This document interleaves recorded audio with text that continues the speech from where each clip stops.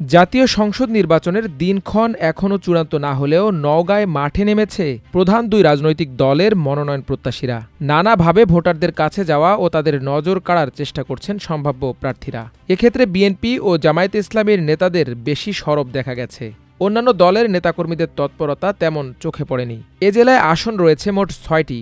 সবগুলোতেই প্রার্থীদের নাম ঘোষণা দিয়েছে জামায়াত। অন্যদিকে একসময় বিএনপির ঘাঁটি ছিল নওগাঁ। জেলার সবকটি আসনই ছিল জাতীয়তাবাদীদের দখলে। এবারও সবকটি আসন পুনরুদ্ধার করতে চায় দলটি। শুরুতে জানব নওগাঁ ১ তথা পোরশা, সাপাহার ও নিয়ামতপুর আসনের কথা। বিএনপির ঘাঁটি খ্যাত নওগাঁ ১ আসনে মনোনয়ন প্রত্যাশী হিসেবে ৬ নেতার নাম আলোচনায় রয়েছে।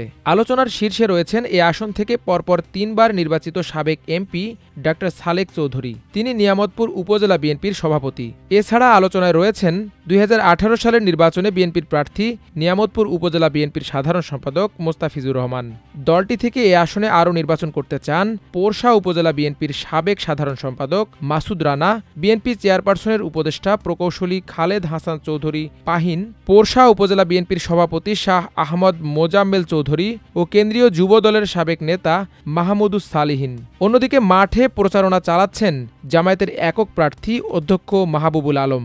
তিনি সাপাহার আল হেরা ইসলামী একাডেমির অধ্যক্ষ। মাঠে রয়েছেন ইসলামী আন্দোলনের নেতাকর্মীরাও। নওগাঁ ২, পত্নীতলা ও ধামইরহাট।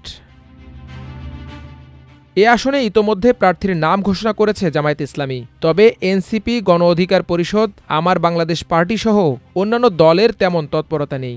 বিএনপির সম্ভাব্য প্রার্থী হিসেবে ৭ জনের নাম শোনা যাচ্ছে।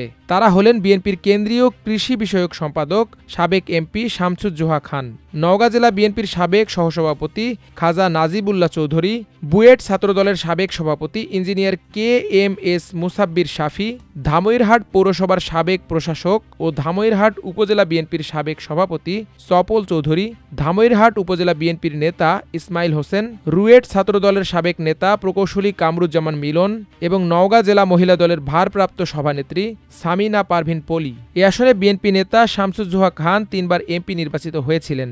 নওগাঁ ২ আসনে জামায়াতে ইসলামীর প্রার্থী প্রকৌশলী এনামুল হক জেলা শাখার নায়েবে আমির ও কেন্দ্রীয় মজলিসে শুরা সদস্য। ধামইরহাট উপজেলা পরিষদ নির্বাচনে পরপর ২ বার চেয়ারম্যান নির্বাচিত হন জামায়াতে ইসলামীর মঈনুদ্দিন। এ কারণে জামায়াত এ আসনে জয়ের ব্যাপারে বেশ আশাবাদী। ইসলামী আন্দোলন বাংলাদেশের পত্নীতলা উপজেলা শাখার সভাপতি মাওলানা দেলাওয়ার হোসেন এ আসনে এমপি প্রার্থী হতে আগ্রহী। এবার জানব নওগাঁ ৩ তথা মহাদেবপুর ও বদলগাছি আসনের কথা। এ আসনে বিএনপির ৩ জন ও জামায়াতে ইসলামী ও এনসিপির একক প্রার্থী মাঠে নেমেছেন। বিএনপির মনোনয়ন পেতে জাতীয়তাবাদী কৃষক দলের কেন্দ্রীয় কমিটির যুগ্ম সাধারণ সম্পাদক ও বদলগাছি উপজেলা বিএনপির সভাপতি ফজলে হুদা আকন্দ বাবুল দীর্ঘদিন ধরে তৃণমূল পর্যায়ে নেতাকর্মীদের সংগঠিত করে আসছেন। এছাড়াও মহাদেবপুর উপজেলা বিএনপির সভাপতি রবিউল আলম বুলেট এবং সাবেক ডেপুটি স্পিকার আক্তার হামিদ সিদ্দিকী নান্নুর পুত্র পারভেজ আরিফিন সিদ্দিকী জনিও দলীয় মনোনয়ন পেতে চেষ্টা চালিয়ে যাচ্ছেন। অন্যদিকে জামায়াতে ইসলামীর ঢাকা মহানগর উত্তরের সহকারী সেক্রেটারি ও কেন্দ্রীয় মজলিসে শুরা সদস্য মাওলানা মাহফুজুর রহমান এই আসনে দাঁড়িপাল্লার প্রার্থী। তিনিও বিভিন্ন ওয়ার্ডে কর্মসূচি চালিয়ে যাচ্ছেন। বিএনপির সাবেক নেতা ও সাবেক উপজেলা চেয়ারম্যান মোস্তফা আলী আহমেদ রুমি চৌধুরী এনসিপি থেকে নির্বাচন করতে চান। এবার জানব নওগাঁ ৪ তথা মান্দা আসনের কথা।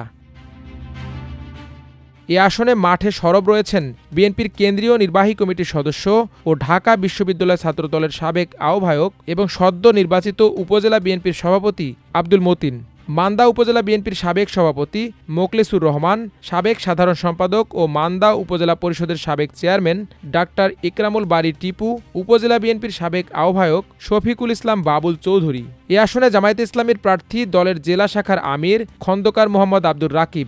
আসনটি থেকে ১৯৯১ সালে জামায়াতে ইসলামীর নেতা নাসির উদ্দিন জিহাদি সংসদ সদস্য নির্বাচিত হয়েছিলেন।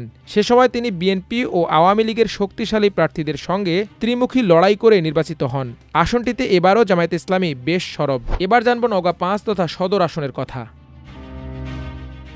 এ আসনে বিএনপির মনোনয়ন পেতে চেষ্টা করছেন দলের কেন্দ্রীয় কমিটির সহ সমবায় বিষয়ক সম্পাদক ও জেলা বিএনপির সাবেক সভাপতি নজমুল হক সনি এবং জেলা বিএনপির সাবেক সাধারণ সম্পাদক ও ২০১৮ সালের এমপি প্রার্থী জাহিদুল ইসলাম ধলু। বিএনপির টিকিট পেতে আরও সরব রয়েছেন জেলা শাখার আহ্বায়ক ও সাবেক উপজেলা চেয়ারম্যান আবু বক্কর সিদ্দিক নান্নু, সদস্য সচিব বাইজিদ হোসেন পলাশ, যুগ্ম আহ্বায়ক ও জেলা বিএনপির সাবেক সাংগঠনিক সম্পাদক মামুনুর রহমান রিপন এবং জেলা বিএনপির সাবেক যুগ্ম সাধারণ সম্পাদক মাসুদ হাসান তুহিন। এ আসনে জামায়াতের প্রার্থী জেলা সেক্রেটারি অ্যাডভোকেট আ.স.ম. সায়েম। তার প্রত্যাশা, ভোটাররা জামায়াত ইসলামের দাড়িপাল্লা মার্কাকে ভোট দিয়ে জয়যুক্ত করবে। সবশেষ জানব নওগাঁ ৬ তথা আত্রাই ও রানীনগর আসনের কথা।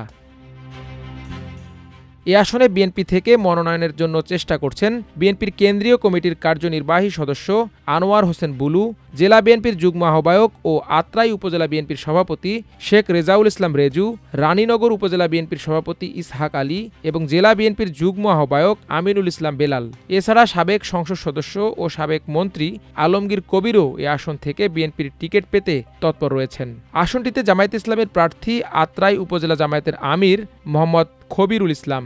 এখানে ইসলামী আন্দোলনের 2 জন মনোনয়ন প্রত্যাশী। এদিকে বিএনপির মনোনয়ন প্রত্যাশীরা নির্বাচনের মাঠে সরব থাকলেও তাদের মধ্যে সমন্বয়হীনতার অভিযোগ রয়েছে। স্থানীয় ভোটারদের অনেকে জানান, জামায়াতের একক প্রার্থী নির্বাচনের মাঠ দখলের চেষ্টায় রয়েছে। স্বাধীনতার পর থেকে অধিকাংশ সময় আসনটি বিএনপির দখলে ছিল। এ আসনে বিএনপি নেতা, সাবেক সংসদ সদস্য ও সাবেক মন্ত্রী আলমগীর কবির 1991 সাল থেকে পরপর 4 বার সংসদ সদস্য নির্বাচিত হয়েছেন। আগামী নির্বাচনে বিএনপি এ আসনটি পুনরুদ্ধার করতে পারবে কিনা তা নির্ভর করবে নওগাঁ জেলা বিএনপির ঐক্যের ওপর।